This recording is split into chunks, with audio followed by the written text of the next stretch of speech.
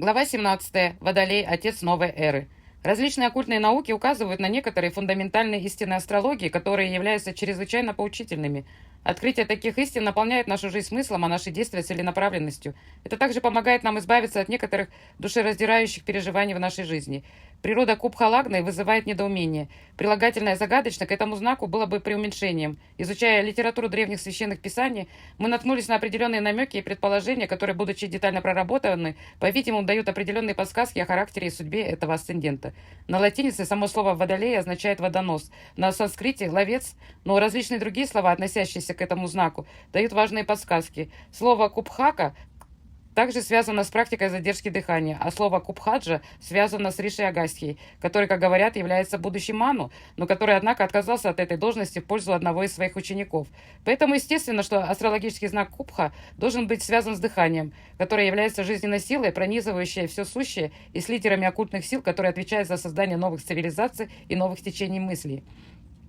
Читатели различных астрологических журналов, где этот знак часто и всесторонне обсуждался, знают, что этот знак по праву считается загадочным и оккультным, поскольку его владыками являются Сатурн и Уран, обе необыкновенные планеты. Знак состоит из второй половины Тханишты, Сатабхиши и первых трех падов Пурвабхадры, которыми управляют Марс, Раху и Юпитер, что указывает на то, что обычные каноны материального процветания не могут быть руководящим принципом этого знака. Поэтому было бы неуместно ассоциировать обычную душу с этим знаком. Будь то в нищете, лишениях и унижении, или в достатке, изобилии и престижном положении, человек, принадлежащий к этому знаку, должен быть экстраординарным. Ознакомление с гороскопами выдающихся личностей делает совершенно очевидным, что восходящий знак Водолея встречается очень редко, и что люди, рожденные под этим знаком, оказывают особое влияние на ход мировых событий. Независимо от их положения в жизни, сферы деятельности и возраста, все представители восходящего знака Водолея оказывает новое влияние на эволюцию человека. Очевидно, что пророка Мухаммеда и Карла Маркса, Аурангзеба и Хевелока Эллиса, Авраама Линкольна и Джона Моргана нельзя и не следует относить к одной категории, поскольку они проявили совершенно противоположные качества, за исключением того факта, что все они придали новый поворот, новое направление обществу, в котором они жили, новую ценность эпохи, в которой они родились. Мухаммед Али Джинна и генерал Бриджит Мохан Каул были совершенно разными личностями. У Рамакришны Парамахамса и профессора Бангалор Венката Раман были разные типы эго. Тем не менее, главной нитью, связывающей всех этих людей воедино, было то, что все они были высокоразвитыми эгоистами, имевшими определенную миссию в своей жизни. До тех пор, пока не будет исследована мотивирующая сила, делающая этих людей такими сильными личностями, и не будет установлена ее связь с их путеводной звездой, мы можем принять оболочку за ядро и начать предсказывать внешние события, не затрагивая внутреннюю суть таких людей. Независимо от того, рассматриваем ли мы европейскую, индийскую, халдейскую, ассирийскую, египетскую или любую другую астрологическую систему, Водолей повсеместно ассоциировался с кувшином, независимо от того, течет из него вода или нет. Некоторые называли его пустым кувшином, а другие превратили воду, текущую из него, в его символ. Были и другие, кто оспаривал форму кувшина, но какими бы ни были различия, общим для всех них является то, что Водолей связан с водой, хотя считается, что это воздушный знак. Индийские священные писания описывают Водолея как человека, держащего горшок с водой желтого цвета, с толстым телом, высокой фигурой, но нормального во всех других отношениях. Человеческий облик, сильный в течение дня, живет посреди воды, ветреный и ленивый по своей природе. Такие характеристики скорее ослепляют, чем раскрывают. Сатьячарья считал, что рожденные под знаком Водолея печальны и несчастливы, в то время как Бхатапала полагал, что люди, рожденные в период два самса и Водолея, будут несчастливы и бедны. К таким прогнозам следует относиться очень осторожно. Яваначарья предположил, что тот факт, что Водолей является знаком рождения человека, сам по себе не предвещает несчастья. На самом деле для астролога нет ничего неудачного или удачливого. Каждая вещь – это событие в жизни человека, указывающее на действие определенных движущих сил, формирующих характер эго. А в случае с божественной силой, изливающейся через восходящего Водолея, ее влияние колоссально. Человек, рожденный под этим знаком, несет в себе остаток прошлой кармы, высвобожденной липикими, так что человеческое дитя может обрести новое мировоззрение, новое направление в своей собственной жизни и добиться того же в жизни своих ближних. Чтобы обосновать этот вывод, необходимо просто рассмотреть тот факт, что три накшатры Водолея, а именно Тханишта, Сатабхиша и Пурвабхадра, принадлежат Марсу, Раху и Юпитеру, которые непосредственно связаны с могущественными кармическими силами, порожденными в прошлых жизнях. Юпитер дарует все благоприятные возможности для развития и плодоношения духовных способностей. Раху дарует бессмертие, а Марс, как планета, наделяет энергией, энтузиазмом для восхождения к божественным высотам. Таким образом, в знаке Водолея присутствует подводное течение всех трех планет, которые тесно связаны со всеми духовными устремлениями в жизни. Сама природа принадлежности к этому знаку предполагает, что люди будут очень тесно связаны со своими прошлыми жизнями. Сатурн ведет учет всех прошлых поступков, чтобы, упорядочивая повседневную жизнь людей, он мог создать достаточное количество препятствий, чтобы человек, преодолевая их, набирался сил и становился более сильным и беспристрастным. Считать этот знак несчастливым значило бы бросать тень клеветы на божественный план и благожелательность самой божественности. Сатурн обучает трудному пути, но он более твердо ставит человека на путь отречения.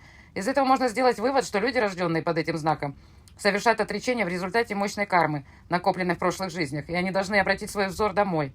Мудрость, передаваемая Юпитером, или печаль и боль, порожденные Сатурном в повседневной жизни, или влияние безличного Раху, могут привести к отречению, заставив индивида своим собственным воздействием двигаться в этом направлении. Обычное предсказание о том, что Водолей несчастный, подразумевает фундаментальный принцип, согласно которому люди должны открыться божественному замыслу, небесному свету. Вероятно, именно поэтому этот знак считается наиболее сильным в течение дня, что свидетельствует об интенсивности и активности божественного сияния. Следует признать тот факт, что 12-м знаком Водолея является Козерог. Сатурн владеет обоими этими знаками. Для Водолея Сатурн важен из-за его принадлежности к Лагне и 12-му дому. 12-й дом – это дом жизни по ту сторону смерти, и, следовательно, человек, рожденный под этим знаком, должно быть тесно связан с жизнью по ту сторону. Это еще одна причина, по которой восходящие Водолеи, как правило, связаны с трансцендентными мотивами. С вами Рамакришна Парахамса в своих духовных поисках руководствовался пламенной верой в Бога. Джон Морган, один из богатейших людей в Соединенных Штатах, также стремился к благотворительности. Бангалор Венката Раман – светоч оккультных наук, в то время как Аурангзеб мог быть очень ревностным в утверждении своей религии и своего рода веры в Бога. Карл Маркс, так же, как и Хевлик Эллис, хотя и исследовали очень сложные темы, подходили к ним совершенно с нетрадиционной точки зрения. Кумбхараши, посвященный Индре в индуистской мифологии, следует помнить, что Индра правит областью, где обитает эго в результате прошлых добрых поступков. В греческой мифологии Ганимед, олицетворяющий объект вожделения, был перенесен Зевсом земли, чтобы стать ее виночерпием. В еврейской религии Ламех, отец эпохи или отец Ноя, который положил начало новой эре или периоду творения после пролая или всемирного потопа, считается, что отец и сын олицетворяют водолея и рыб.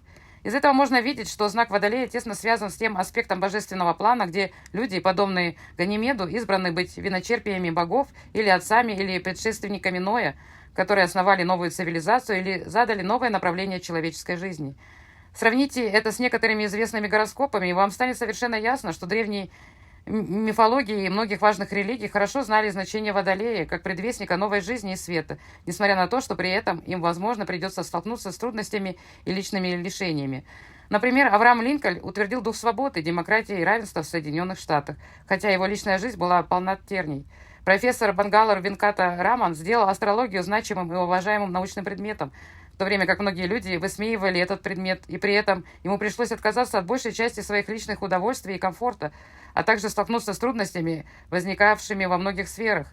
Для этого Водолей подходит на удивление хорошо. Два силовых центра Кала-Пуруши, а именно Брахмарат, Хара и Аджна чакры, находящиеся в этом доме, не только указывают на значительные скрытые способности к внедрению этой идеи о божественном единстве в каждой проявленной форме творения и способности пробуждать метафизические идеи в сердцах людей, но это также свидетельствует о том факте, что предназначение таких индивидуумов заключается в активизации этих силовых центров, без которых они не чувствовали бы себя удовлетворенными.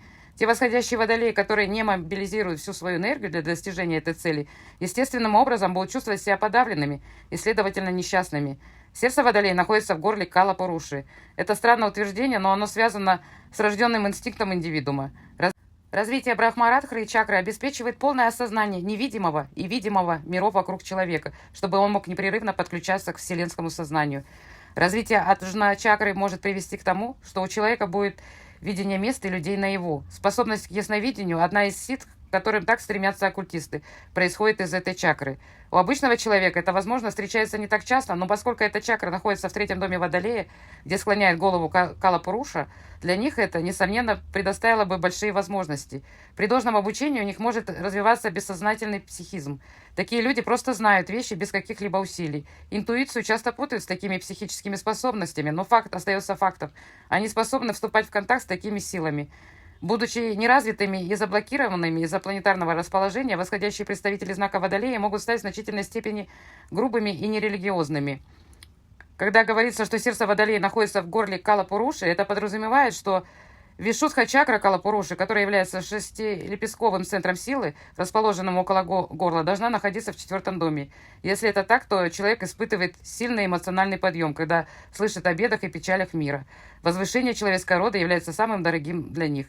Очевидно, что Аурангзеб, деспот, сексолог Хевлок Эллис, Карл Маркс, атеист и основатель коммунизма, объединили свою деятельность с целью облегчения страданий простых людей. Все они чувствовали, что так или иначе человечество имеет большее первостепенное право на их сердце. Кундалини-шакти, расположенная у основания позвоночника Калапуруши, у восходящих представителей Водолея, находится в 10-м доме. Это очень важно, потому что стремление к творчеству, карма человека, должно быть ускорить развитие его духовной природы. Что бы ни делал человек, рожденный с асцендентом Водолея, если он не добьется прогресса в своем собственном духовном раскрытии, он будет замечательным человеком до тех пор, пока эта чакра индивидуума находится в состоянии покоя. Он может быть незаметен, но если она будет нагружена нежелательными влияниями, то вся конституция и мироощущение человека будут искажены. В человеке не было бы никакой морали, и он бы был сластолюбцем, вероломным, антиобщественным и величайшим обличителем всякой духовности. Восходящие водолеи, как правило, очень умны. Меркурий является хозяином их 5 и 8 домов.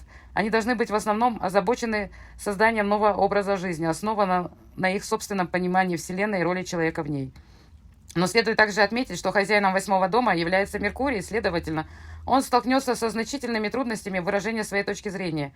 Благоприятно расположенный Меркурий может обеспечить глубокое проникновение в скрытые тайны природы благодаря своему господству над таинственным 8-м домом.